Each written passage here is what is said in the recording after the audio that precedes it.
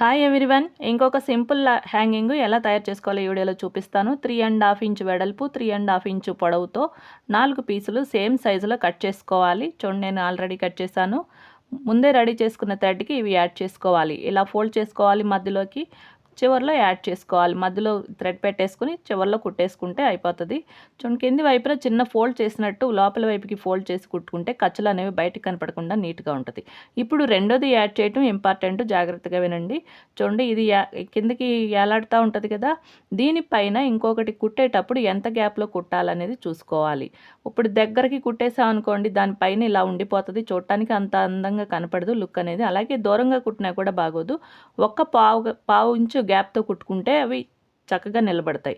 ఆ పావించి గ్యాప్ ఎక్కడి వరకు వచ్చిందో మెజర్ చేసుకుని అక్కడి నుంచి రివర్స్ చేసుకుని కుట్టుకుంటే మనకి గ్యాప్ అనేది కరెక్ట్గా వస్తుంది, నీట్గా ఉంటుంది కుట్టేటప్పుడు. మిగతా రెండు కూడా సేమ్ ఇదే విధంగా కుట్టుకోవాలి. చూడండి, ఒకదాని తర్వాత ఒకటి గ్యాప్ కొంచెం ఉన్నట్టు చక్కగా కనపడుతుంది కదా, ఇలా నీట్గా ఉంటుంది. మిగతా రెండు కూడా సేమ్ ఇదే విధంగా కుట్టుకోవాలి. గ్యాప్ అనేది చెక్ చేసుకుని ఒకదానికి మధ్యలో గ్యాప్ అన్నింటికి సమానంగా ఉండేలా చూడాలి. ఒకదానికి ఎక్కువ గ్యాప్, ఒకదానికి తక్కువ గ్యాప్ ఉందనుకోండి, అంత నీట్గా ఉండదు. చూడండి, అన్నీ ఒకే గ్యాప్తో చక్కగా నీట్గా ఉన్నాయి కదా. ఫ్రాక్ కుట్టేసిన తర్వాత ఎలా ఉందో కూడా చూపిస్తాను, చూసేయండి. చూడండి, ఫ్రాక్ ఆల్రెడీ యాడ్ చేసేసాను. చూడండి, ఇలా నీట్గా ఉంటాయి చక్కగా హ్యాంగింగ్స్.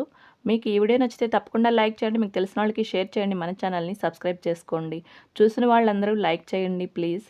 లైక్ చేసి కామెంట్ చేయటం వల్ల వీడియో అనేది రీచ్ అవుతుంది. ప్లీజ్ లైక్ చేయండి, కామెంట్ చేయండి. Thank you for watching.